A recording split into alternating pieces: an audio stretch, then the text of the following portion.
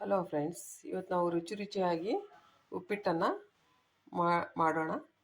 ಉಪ್ಪಿಟ್ಟಿಗೆ ಬೇಕಾದಂಥ ಕೆಲವೊಂದು ಇಂಪಾರ್ಟೆಂಟ್ಸ್ ಅಂತಂದರೆ ಮಾಮೂಲಿ ಈರುಳ್ಳಿ, ಮೆಣಸಿನಕಾಯಿ, ಕರಿಬೇವು, ಕೊತ್ತಂಬರಿ, ಟೊಮೊಟೊ, ಉದ್ದಿನಬೇಳೆ, ಕಡಲೆಬೇಳೆ, ಸ್ವಲ್ಪ ಶೇಂಗಾ ಇದ್ದರೆ ನಿಮಗೆ ಉಪ್ಪಿಟ್ಟು ತುಂಬ ಟೇಸ್ಟ್ ಕೊಡುತ್ತೆ. ಈಗ ಇದನ್ನೆಲ್ಲ ನಾನು ಹೆಚ್ಚಿಟ್ಕೊಂಡು ಬಾಣಲಿ ಕಾಯಕ್ಕಿಟ್ಟಿದ್ದೀನಿ. ಇದಕ್ಕೆ ಸ್ವಲ್ಪ ಎಣ್ಣೆ ಹಾಕೊಳ್ಳೋಣ.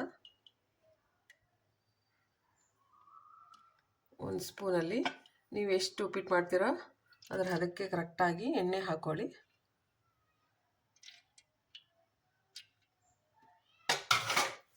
ಸ್ಟವ್ನ ಸ್ವಲ್ಪ ಜ್ವಾಲೆನ ಕಮ್ಮಿ ಫ್ಲೇಮಲ್ಲಿ ಇಟ್ಕೋಬೇಕು. ನಂತರ ಸ್ವಲ್ಪ ಕಾದ್ಮೇಲೆ ಅದಕ್ಕೆ ನಾವು ಸ್ವಲ್ಪ ಸಾಸಿವೆ ಮತ್ತು ಜೀರಿಗೆಯನ್ನು ಹಾಕ್ಕೊಳ್ಳೋಣ.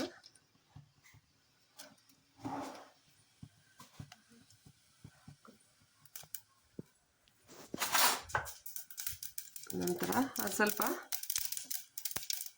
ಚಿಟಪಟ ಅಂದ ತಕ್ಷಣ ಇಲ್ಲಿ ಹೆಚ್ಚಿಟ್ಕೊಂಡಿರೋ ಎಲ್ಲ ಸಾಮಗ್ರಿಗಳನ್ನು ಹಾಕ್ಕೊಳ್ಳೋಣ.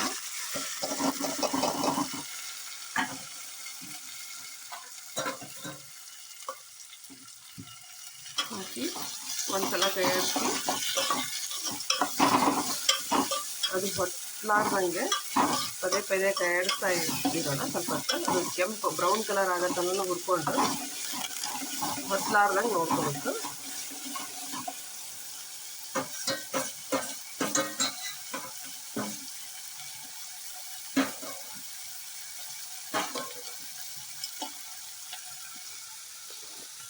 ಈಗ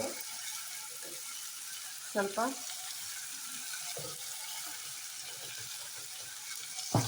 ಉಪ್ಪು ತಗೊಳ್ಳೋಣ.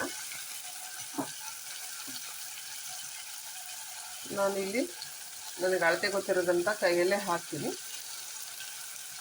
ನೀವು ಪ್ರಮಾಣ ನೋಡ್ಕೊಂಡ್ಬಿಟ್ಟು ಹಾಕ್ಕೊಳ್ಳಿ.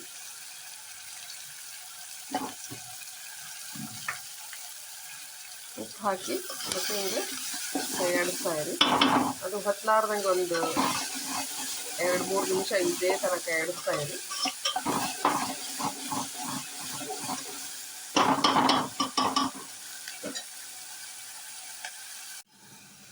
ಈಗ ಇದು ಕುದ್ದ ಮೇಲೆ ಸ್ವಲ್ಪ ಅಳತೆ ತಕ್ಕಂಗೆ ನೀರು ಹಾಕ್ಕೋತೀನಿ ನಾನು.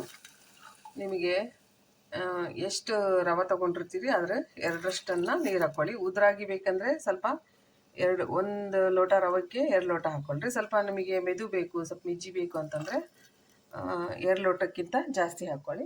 ಈಗ ಇದನ್ನು ಸ್ವಲ್ಪ ಕುದಿಯಕ್ಕೆ ಬಿಡಿ. ಈ ಥರ ಕೈ ಆಡಿಸ್ಬಿಟ್ಟು ಕುದಿಯಕ್ಕೆ ಬಿಡಿ. ಇವಾಗ ಕುದೀತಾ ಇದೆ ಹೆಸರು. ಇದನ್ನು ಸ್ವಲ್ಪ ಜ್ವಾಲೆ ಕಡಿಮೆ ಮಾಡಿಕೊಂಡ್ರಿ. ನಾನು ಆಲ್ರೆಡಿ ರವಾನ ಹುರಿದಿಟ್ಕೊಂಡು ಪಾಕೆಟಿಗೆ ತುಂಬಿಸಿದ್ದೀನಿ. ಅದನ್ನು ಈ ಥರ ಹಾಕ್ತಾ ಹೋಗಿ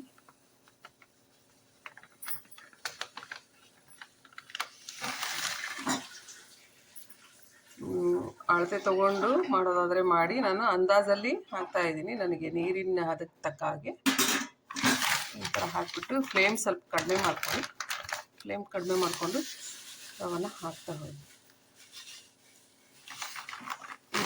ನನಗೆ ಸ್ವಲ್ಪ ಉದುರ್ಬೇಕಂತೇಳಿ ನಾನು ಸ್ವಲ್ಪ ಜಾಸ್ತಿ ರವೆ ಹಾಕಿದ್ದೀನಿ. ಈ ಥರ ಲೋ ಫ್ಲೇಮಲ್ಲಿ ನೀಟಾಗಿ ಕೈ ಆಡಿಸ್ಬಿಟ್ಟು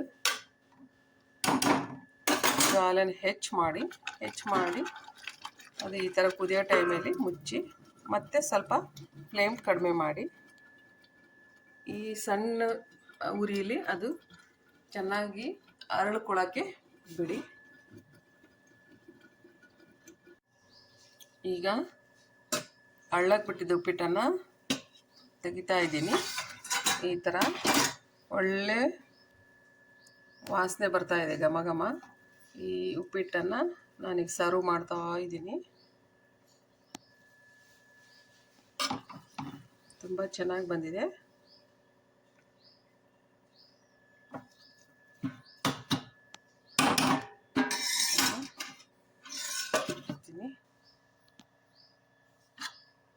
ಬಿಸಿ ಬಿಸಿ ಉಪ್ಪಿಟ್ಟು ರೆಡಿಯಾಗಿದೆ.